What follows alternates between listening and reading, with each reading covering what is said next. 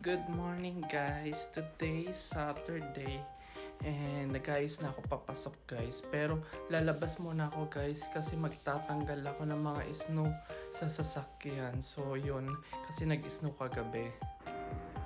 So guys, nag-i-snow na naman.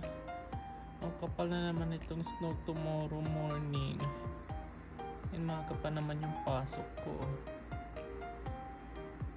Ayan si Apa, natabunan na naman ng snow.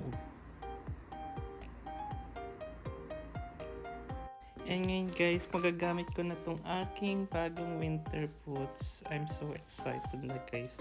And sobrang dali niya lang guys suotin compare sa luma kong winter boots.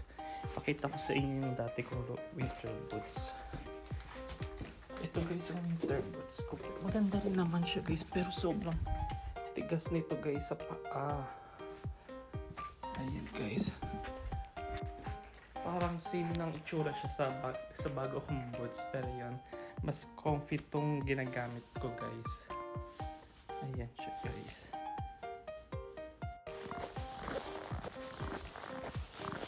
So ayan ang itsura ni Apa. Puro snow na. So tatanggalin ko muna siya guys. Kumapal na naman yung snow ngayong umaga. Ayan.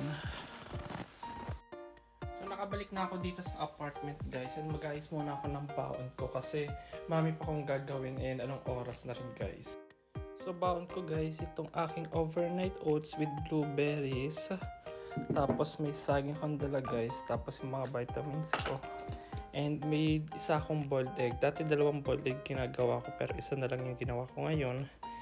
Then meron akong hotdog sandwich guys, ginawa, ayan. Meron siyang crispy onion, cheese, tapos nilagyan ko ng butter and garlic powder. Ayan siya guys. Tapos meron akong chips na bukas na hindi ko pa naubos, so dalhin ko na lang yan sa work. So yan yung baon ko for today guys. So guys, papasok na ako and ito si Apa guys, ayan. Nalinis ko na siya sa kabila. So binuksan ko na rin siya kanina guys.